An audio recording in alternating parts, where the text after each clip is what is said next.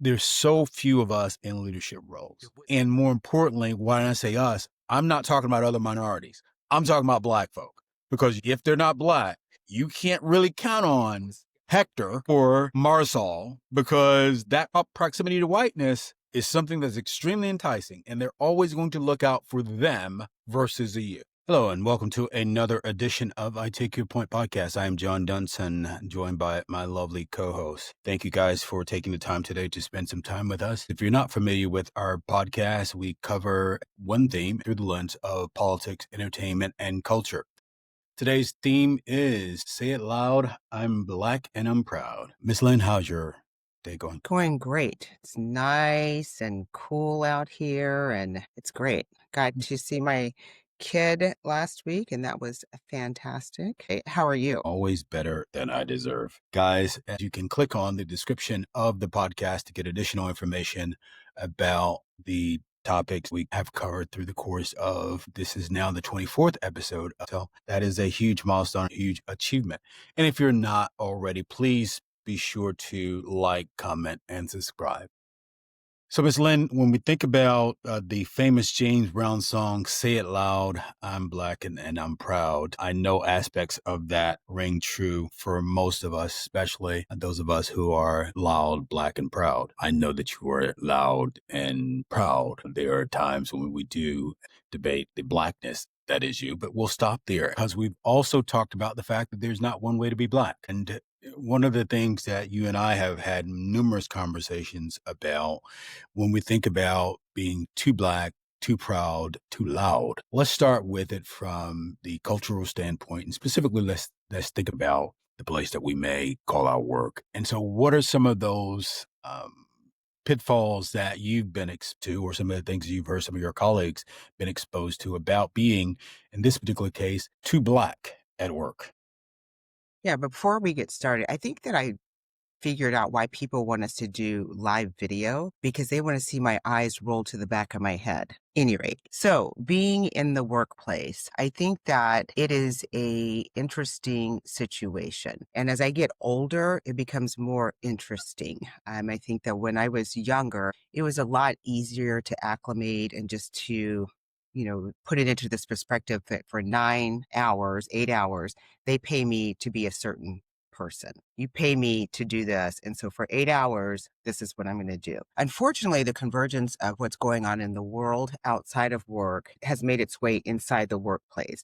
And so it becomes more and more difficult, at least for me, to maintain that, okay, 8 to 5, I'm this person. After that time, I could be whatever I need to be, especially when you have these companies. Well, prior to this administration, it was like, bring your whole authentic self to work. But what I learned was it was bring your whole authentic self the way we want you to bring it to work. So I'm going to go ahead and give you a definition. You can choose from these 3 things of how you want to bring, but let's not go outside of these 3 definitions of authentic self. So I think it gets harder and harder to separate those 2 lines of authentic self and who you want me to be at work. And so when you're proud to be Black, you're proud to be who you are, and you come against people that don't understand that Blackness. They don't understand what to do with that. They feel uncomfortable with that. So they prefer you to be, like I said, these 3 definitions of what we allow you to choose from. Yeah, it's been my experience, especially being in leadership and being Southern. I can be extremely direct with certain things. So the communication style can be perceived as a little different. It's something that I say, and I say it in the way that I say it, would be viewed differently as someone who does not look like me, and he or she says it. So we get those microaggressions that are floated around in the workplace in terms of the communication styles. You made individuals feel a little uneasy with your phrasing in terms of how it is that you said certain things. So I take your point with respect to how it is that individuals may perceive Black folk at work, or how it is that individuals are comfortable receiving Black folk at work, meaning that you have to fit into a certain box. You have to do things a certain way that I'm comfortable with. And so it's about me being comfortable. To hell with you being comfortable and you communicating in the manner that you like to communicate.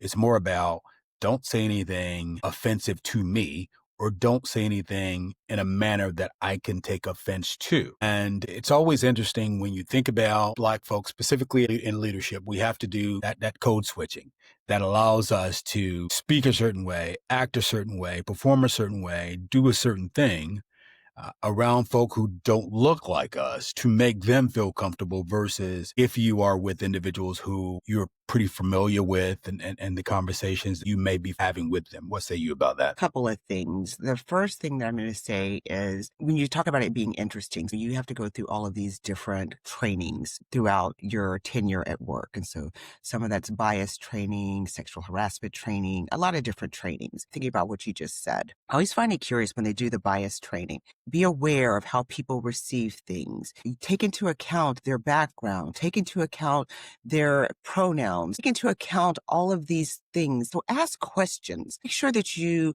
are coming with an open mindset to try and understand. And so you can have that open dialogue, unless you're Black. And then all of a sudden, it just goes into this implicit bias bucket that I have that sometimes I don't even know as a white person. I don't know that I have this bucket.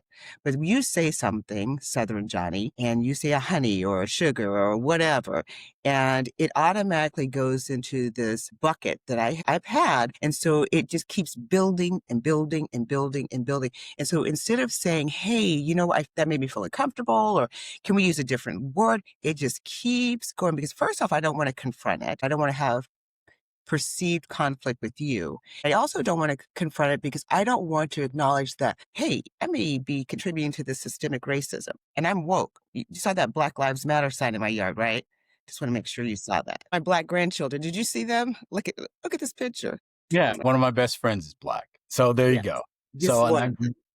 well, just one. So even with respect to appearance and how it is that you may present yourself at work, whether it's making certain that you comb your hair, making certain that you are wearing a hairstyle that is not too ethnic. Recently, I was reading an article about Michelle Obama, and we'll get into politics in a second, but she was talking about the fact that she did not feel comfortable wearing braids while she was first lady. And that's because of how some folk may have perceived her. I found that very fascinating that regardless of the heights of what an individual achieved, this is the first lady of the United States. And from that standpoint, whether it's the first lady or whether it's a chief executive officer or chief marketing officer or anyone that holds a leadership position, I find it fascinating that even when you ascend to those heights, we still have to be cognizant of making individuals feel comfortable.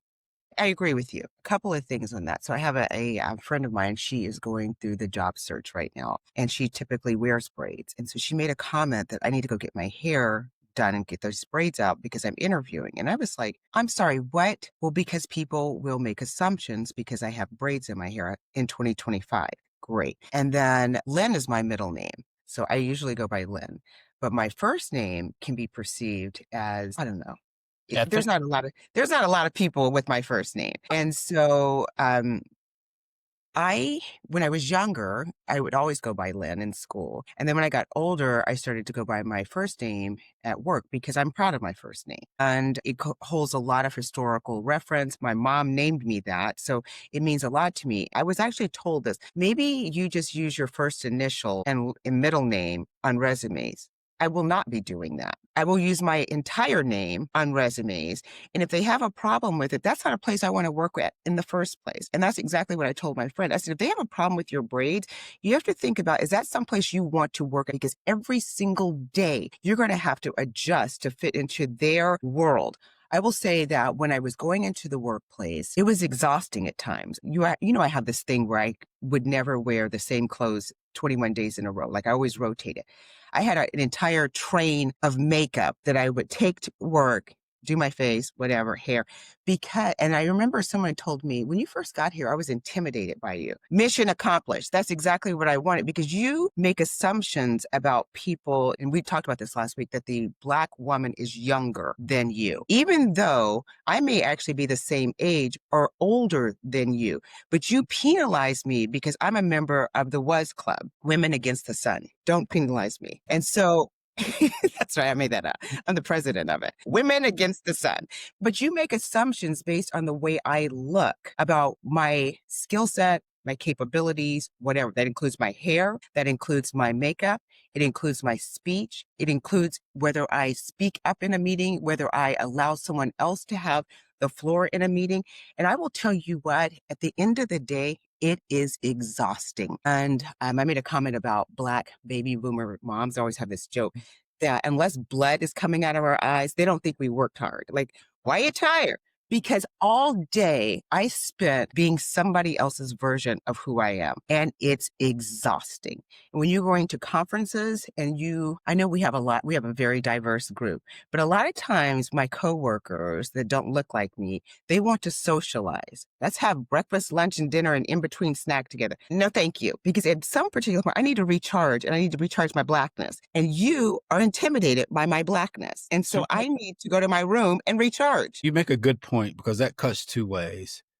One, because you always have to be on, for the most part, as a Black professional, you have to be on. And in order to wear that mask that most Black folk wear at work, it does require you to recharge your batteries. They will say, okay, if you do not join us at this function, then you're being antisocial. And you're not having those discussions, they believe, will allow you to then do the little work that will allow them to see you as someone worthy of promotion or someone worthy of the job, because you're not doing that little socialization that some believe critical to you advancing. When I'm thinking, well, what about the fact that I'm doing my damn job? Not only that, John, but also think about this. So we always want to celebrate collective we at the corporation level, diversity. Maybe I am not an outgoing person. Is that not diversity? Is that not because I don't want to socialize with you? Maybe I don't want to share every detail of my life with you, but that is received as being anti-team. And I'm like, no, I do my job. Like you said, I do it better than you in a lot of cases, but because I don't want to play these games with you, I am not a team player.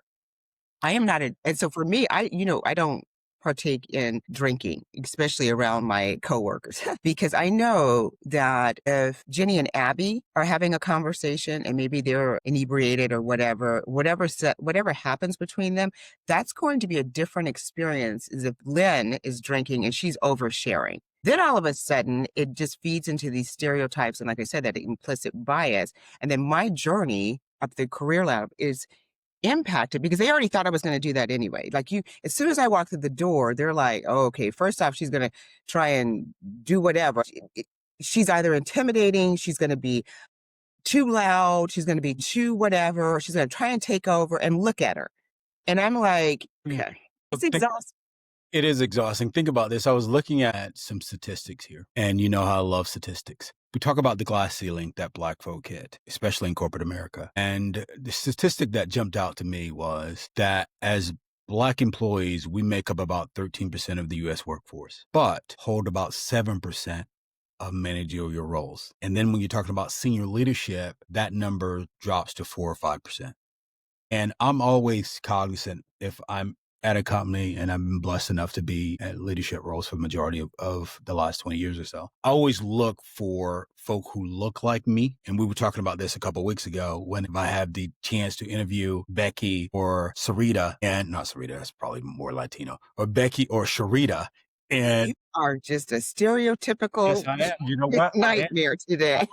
Because I want to make a point on that. No, I'm with you. Becky versus Shaquita, I'll use that. I'm going to hire Shaquita because I like to surround myself with people who, I'm comfortable with, that I can then grow into leaders and then form that clique that when something comes down the pike, I know I have my team with me. I'm fascinated by the fact that there's so few of us in leadership roles. And more importantly, when I say us, I'm not talking about other minorities. I'm talking about Black folk. Because you and I have both seen that if they're not Black, you can't really count on Hector or Lupe because that proximity to whiteness is something that's extremely enticing and they're always going to look out for them versus you. It's interesting. I remember when I was in the office and a colleague of mine, Black leadership also. We were in the break room and we were talking about code switching. And it was she and I were the only one in the break room. We didn't actually say the word, but we were talking about our experience. And a Latina lady walked in and said, "Oh, you have to do it too." And I said, so she was talking about code switching.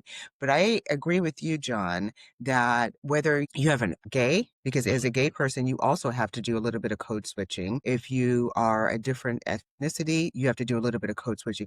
But the closer your skin color is to whiteness, that experience and that journey is going to be completely different. I had talked about this a little bit last week. I was talking about white women and how they work with Black women. And I do have a lot of white friends. And sometimes I'll flippantly say, I don't trust them. And I have to be clear when I say I don't trust them. I think that if there was a race thing that happened, they would be on the front lines. Like they would be like, get behind me. I'm going to do this. Okay, great. You're going to do this. But I think I don't trust them in the way because they don't understand the Black experience. And I think I talked to you a little bit about this, that sometimes they'll say things and they don't realize that when they say things or they do things to people that don't think like them, it automatically goes into that other person's implicit bias box or explicit bias box, and it can harm me. And then what they'll say is, oh my God, I didn't mean to do it.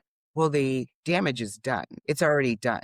And so I think that they'll say, I'm not a racist. And I'm like, it's not about being labeled as a racist or anything like that. It's just recognizing that everybody doesn't think like you, and the things that you just typically, normally, organically say can be received differently and processed differently for somebody that looks like me because they already have biases and that feeds into it. And that's when I say I don't trust them. I don't trust them because they don't know my experience and they never will know my experience. All they can do is hear me and adjust. I always say, just be careful. The things that you think are normal, everyday sayings, I would be careful with it because it may not be received the way you think it's going to be received because of who I am. I think that being too Black at work can be obviously hold an individual back in terms of advancement of his or her career. So I think it's extremely important that as you're navigating your career, you ask those questions on the front end. Ask how it is that if you know that you have an assertive style,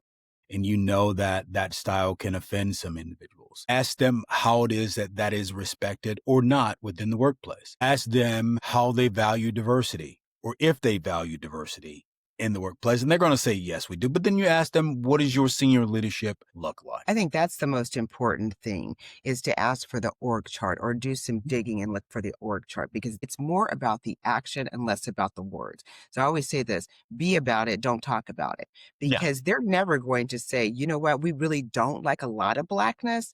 I mean, a little bit is cool, but a lot of Blackness, we just don't. Collectively, we don't feel comfortable with it. So please leave your collard greens and your watermelon at home. But you know what you can bring? Sweet potato pie. We love it here. It's so good. It goes right with my Black Lives Matter sign. It's amazing. So I don't think that they're going to say anything like that, but it's more about doing work. And unfortunately, being in a virtual first environment, it's hard to have conversations with employees in the companies. I remember like going in and interviewing, you would do a quick look around, like, let me look at this office. Depending where you are in your job search, you're just like, sometimes you just have to do it.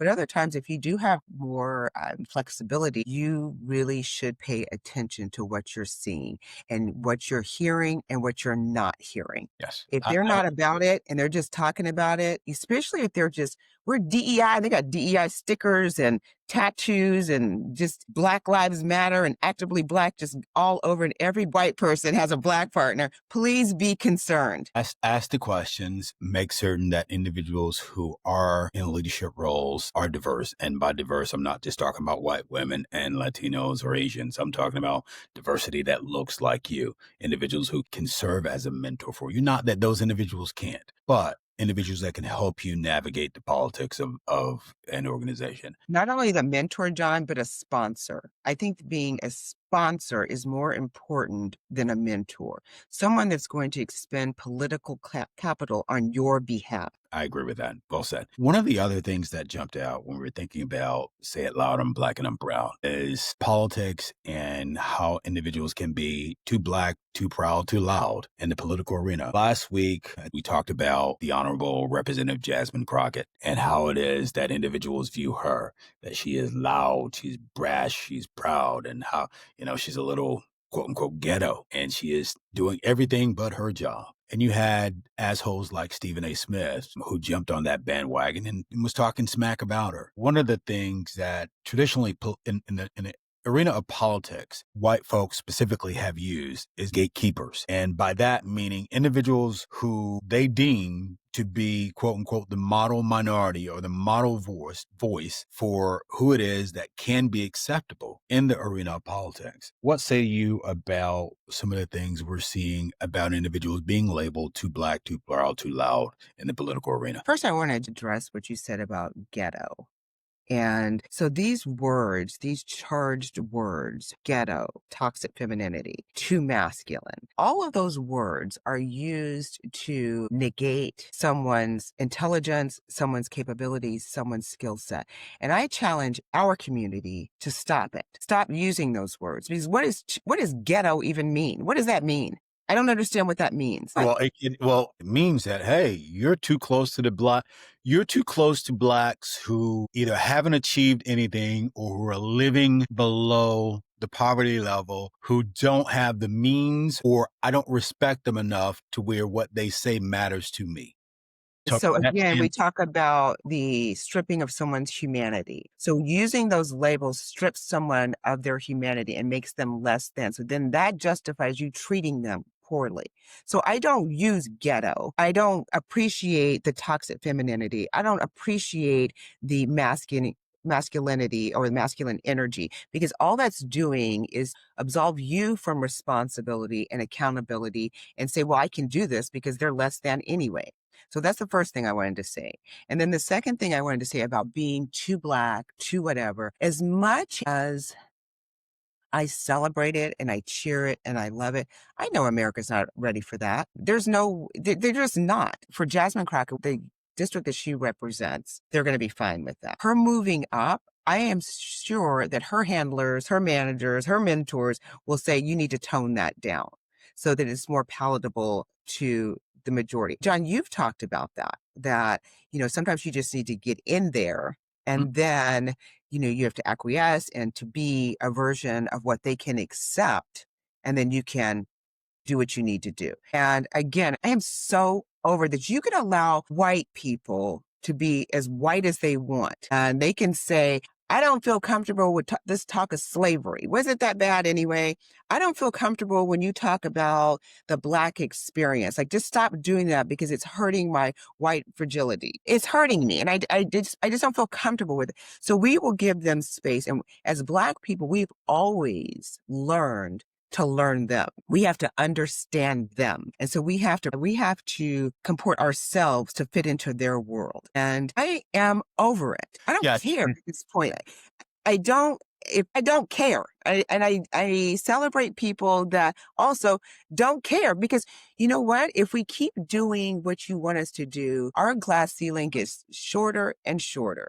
And pretty soon, like right now, there's pretty much not a ceiling. They're just like, well, I'm just not going to hire you, so I don't have to worry about it. Yeah, I think the thing that you talk about is the uncomfortable aspect of it. And everything seems to be geared toward making some comfortable and not making some uncomfortable, meaning that the more you make white folk uncomfortable, the more difficult it seems to be for some minorities, specifically Black folk. And so there's the good Blacks. It's when you talk about the good Black, that's an individual who knows his or her place, comes in, doesn't rock the boat, knowing what it is that he can or can't say, and doesn't do anything to make white folk uncomfortable, doesn't do anything to make white folk believe that he or she is trying to take something from them at the expense of them. And I think for that, it's okay. White folk will say, we deem this person palatable for what it is and how it is that the model minority should react. So this is a good Black, This is a person who comes in, can speak the king's English, knows how to hold a fork, knows how to conduct his or herself in a meeting, and doesn't embarrass us. And we can take them around. And as Biden said about Obama, he speaks so well. He speaks so well. Like, okay, he's an educated Harvard guy. Of course he speaks well. I mean, what do you think? But it's like you think about from the standpoint of politics that it doesn't matter what it is that an individual achieved. And with respect to the Representative Crockett, as long as the voters in her territory likes what she is doing and delivering, that's all the fuck that matters. I mean, yes, as she tries to ascend leadership, she may need to adjust some things because then she's not only representing her district, but she's representing the entire House leadership or the House that's on the Democratic side. But that's not where she is right now. The prop that I have a problem with is that, as you just talked about, white folk are able to come to the job, to workplace, to politics, and be in some cases as racist as they can be. Say some things as racist as they can say. But you let someone like Jasmine Crockett come in and say something, then, oh, she's too, as you said, too ghetto, she's too this, she's too that, she's too black, she's too loud, yada, yada, yada, yada, yada. She needs to tone it down. And we want to police the behavior of these individuals. And that's something that I think we both have a problem with. The other part that I will make about Michelle Obama and her not feeling comfortable wearing her braids and the double standard she got from not only wearing her braids, but you remember the double standard that Barack Hussein Obama received by wearing that tan suit and that Michelle got her arms. for her arms. And I'm like, how dare you show your arms? How dare you, fit woman, show your arms? You're making me uncomfortable. I always love, you did say that I was judgy, but I do like to click on the profile of the ones that are saying it. And I was like, you know what? There's a gym right down the street. Don't get mad at her. But the other part that's not talked about is you can't talk about politics. You can't talk about too loud, too black, too proud without talking about that one drop rule and how it is that white America and how it is even in black America sometimes. If you look a certain way, if you're light skinned, you may get a pass with some things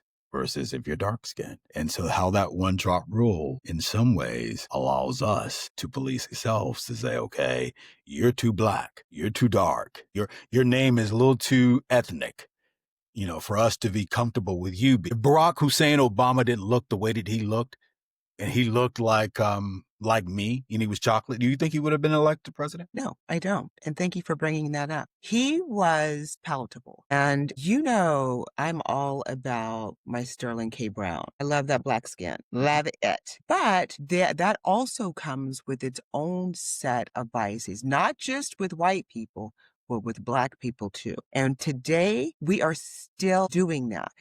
Beautiful Howard University was steeped in that during the onset, the lights and the darks.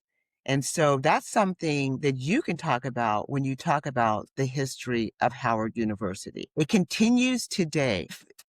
I'll tell you, oh God, I don't know if I should say this or not, but I'm going to anyway. So with Anita Hill, remember this? I always say I have to write a letter every time Clarence opens his stupid mouth. That when she first said it, I was like, I don't know. Why would he do that? And why are you waiting so long? This is going to hurt you really bad. However, back in the day, we didn't have access to a lot of things. If I had seen who he was partnered up with, I would have been like, he sure did do it. He 100% did it. And let me tell you why, because this is my bias. This is my bias and this is my growth. He is a dark-skinned man. He's married to a white woman that, again, I don't like to say this, but I keep doing it. She is not as easy on the eye as other people, right? And so if I had seen the complete picture, I would have been biased and I would have been like, 120% did it. I'd like him prosecuted now. We don't even need a trial. He did it. Why are you hating on Clarence? Because it's Clarence, by the way. It's Clarence. You can't get blacker than Clarence. But it was the whole picture, and it feeds into these biases that like I said, not only white people have, but black people have against each other. Yeah, we can dig into the Black experience in terms of colorism and how it is that if you look a certain way, if you have that one drop of Blackness, and Howard University did have what we call the brown paper bag test, where if your skin tone was less than the color of that brown paper bag, you may not have been able to attend the university. Good thing they didn't have that when I was trying, because I literally would not have been admitted. This joke, and this is probably again in poor taste, but people will say, "Are you AKA?" And I'm like, I'm too dark to do that. I have to be Delta. Like, stop. Yes, and in some instances we still have it. I mean, you cannot go to New Orleans and not see the influx of the Creole culture and how it is that community and individuals within that community look. And the other thing is because it permeates every part of society. You think about newscasters and you think about the individuals who are on the television screen day in and day out. Those individuals typically aren't dark. Hell, you can't even tell half of them are mixed. You look at their skin tone and you go, okay, I know she is not, she's got something, well, as we say in the culture, she's got something in her. I don't know what. All of a sudden, because she's interesting. Mm. She is interesting. The darker your skin, the more degrees you better be bringing, the more GRE and LSAT words you better be using, because you're going to have to overcome a lot more than just you're Black or you're a woman or you're whatever. Now, because for whatever reason, the darker your skin, it equates to less skill set, less intellect, less whatever. There is some, like, I have a big problem with Megan Good. Huge problem. I think she's a terrible actress. But I always say that the way you look can get you past skills. And so we're okay. The way she looks, the way she talks, the way the whole thing, she continues to get these prime roles. And I'm like, she's actually not good.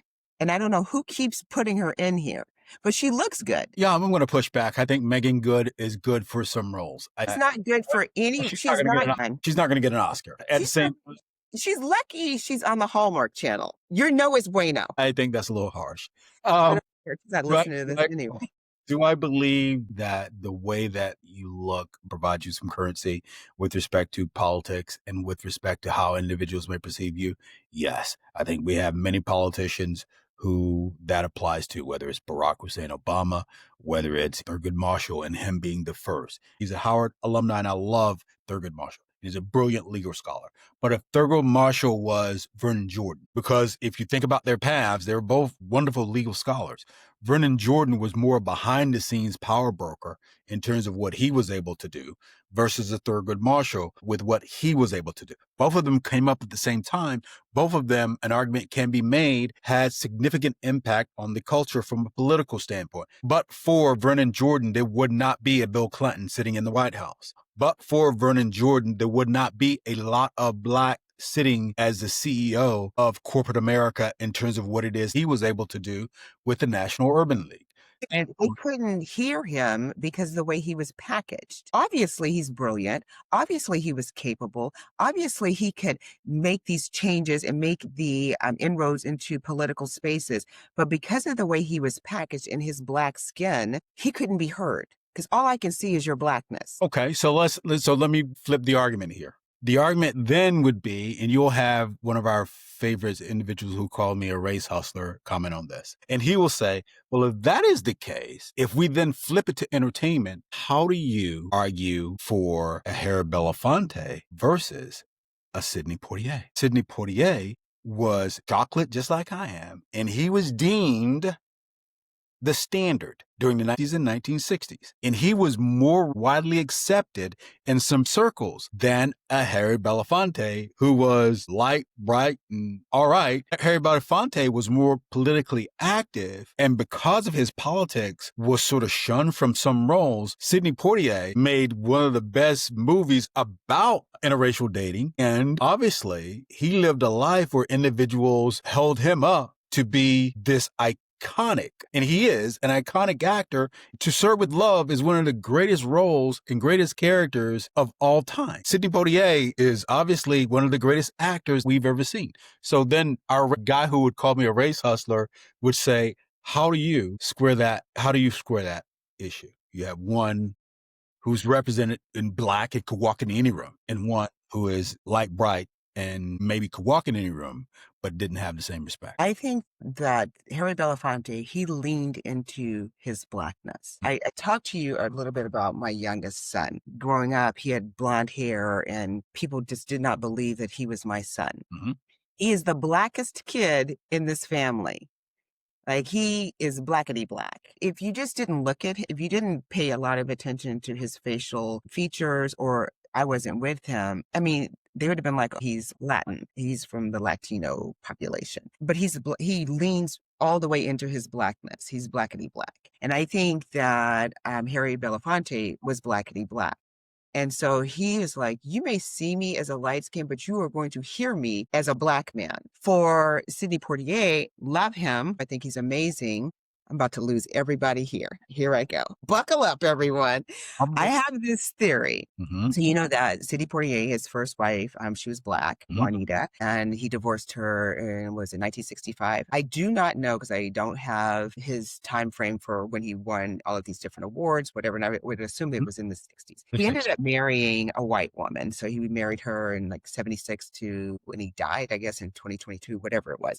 I have this theory that a black man with a white partner, she can open doors for him. She can open doors for him if he does not have if he already has accomplished everything, if he's like a Jay-Z, like Jay-Z don't need anybody to open up a door for him. Like, he owns the door. I built this door.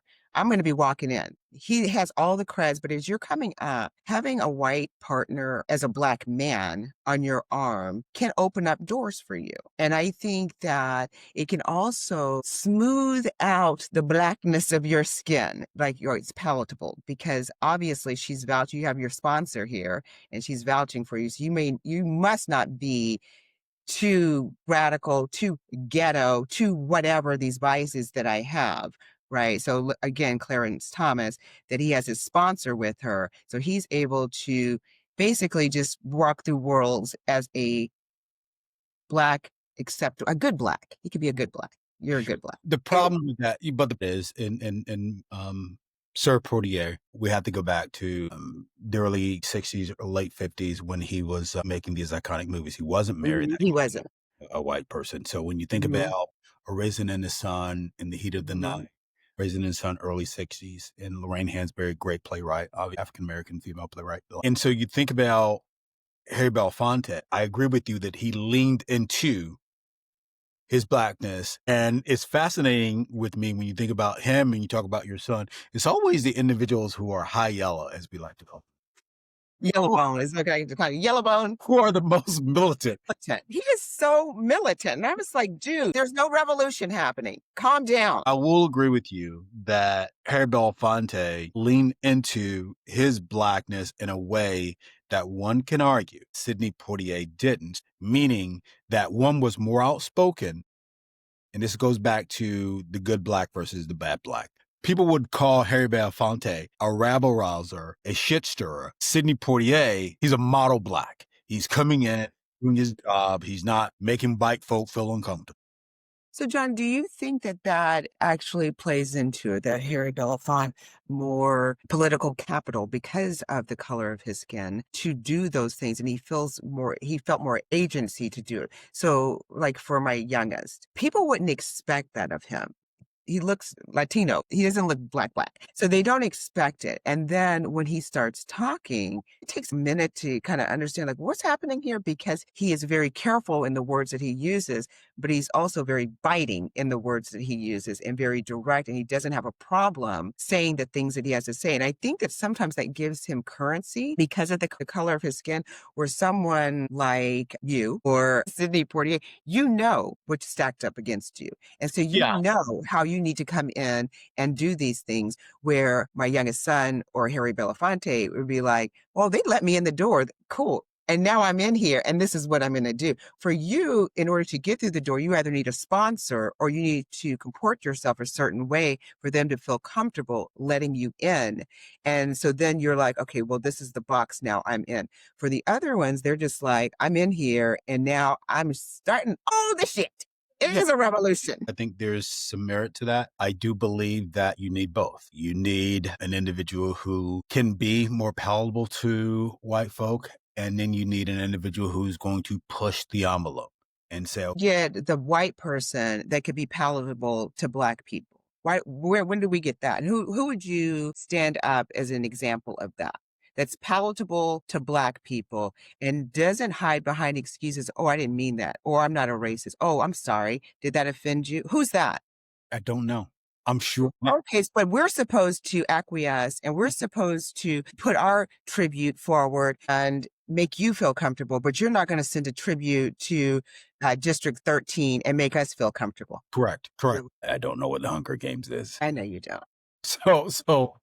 So from that standpoint, that's a good question. And no, white folk would make the argument that we don't need to. Right now, we are the majority, and it's your job to comport to what it is that we believe in, what makes us comfortable. And that's fine. We can do that. This is what I'd also challenge you to do. Do not promote we are DEI. Do not promote we value diversity and inclusion. Don't do that. If you're going to say, I don't need to acquiesce and I don't need to consider how you are receiving and feeling things, do not use these things as a cover to get my Black dollar. You're just not going to get it. So you take it down and then you just live your life the way that you want to live it. That's great. Well, but I'm going to go ahead and keep my Black dollars over here. I think we have, as a culture, Black folk traditionally allowed ourselves to provide individuals grace and space to come inside our circle where they have not been as open to us coming in, being our authentic selves. Hell, even if we took someone like a Jennifer Lopez or someone like a Fat Joe, where they've used the N-word, and I'm like, yeah, no, you're Puerto Rican. And it's not okay for you to use the N-word. But they have, and those are the things when we think about too Black, too proud, too loud, we allow individuals to put us in a box, even a Nicki Minaj, and how it is that she's perceived by some individuals as being too Black, too loud, or a Cardi B, too Black, too loud. So where do we draw the line? I reject too Black, too loud, because whose definition is it? You don't tell me if I'm too Black, I'm too loud. I don't say you're too white and too quiet. You don't get to define how I show up in this world. And then the other thing I wanted to say is that we do give some people in other cultures a pass to be a part of the Black culture. I don't. And this is why I don't celebrate when someone says, I'm Black and they're white. I love the Black community. I identify more with the Black community than I do the white community because you can always leave. You can always exit stage right. Always. I've also heard you say that you have a problem with individuals who are of mixed culture not claiming the other portion of their culture. Okay, as a white person, you are not Black. And let me tell you why you're not Black. Because you always can leave. Always. I can't leave. I can't take off my Black skin and now I can have a different experience. So no matter how much you immerse yourself into Blackness, how much poetry, how much artwork you have, how many Black men you sleep with, how many Black women you sleep with, you are white because you can always exit. You cannot be Black. You cannot be Blacker than me. So can someone like Mariah Carey or someone like Halle Berry, how do we police their Blackness? Or do we?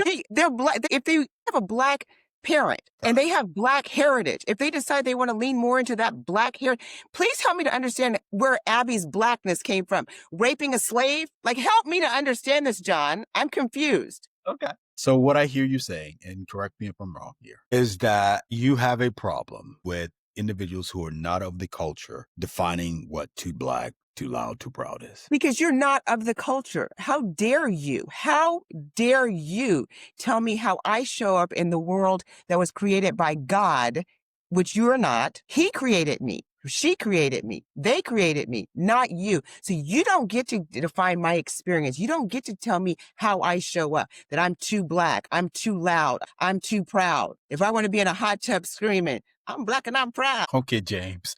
I gotta get down.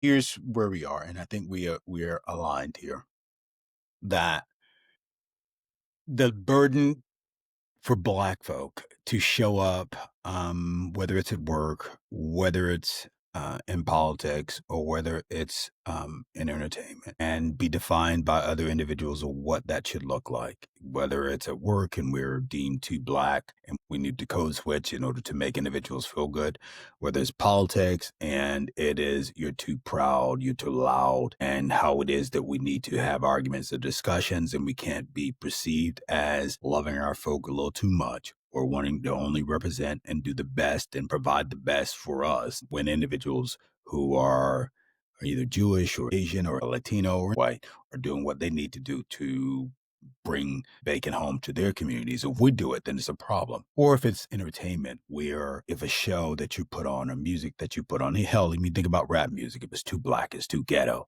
And now it's the hottest art form in terms of music or shows that are too black because it has a majority black cast. And so from that standpoint, I do wish that Black folk would be provided the same opportunities, the same grace and space that we so oftentimes provide others. I agree with you that it can be extremely exhausting to not only have to be that model American or model minority where we're covering for everyone and we have to make others feel comfortable. What say you? We talked about this in, I don't know which episode it was. That was one of the challenges that I had in my marriage, right? Is that sometimes I just wanted to be my authentic Black self and whatever that looked like. And sometimes it wasn't always comfortable for my partner because he was not Black. And so it would take some time to explain why I'm doing this, why I want to go here, why I need to be here, why I need to be around Black love. And sometimes that could be exhausting to me. It's like I need to refill my cup. And I need to make sure that I'm safe and secure. And sometimes that safety and security is in the Black community and being immersed by Black experiences because that's who I am.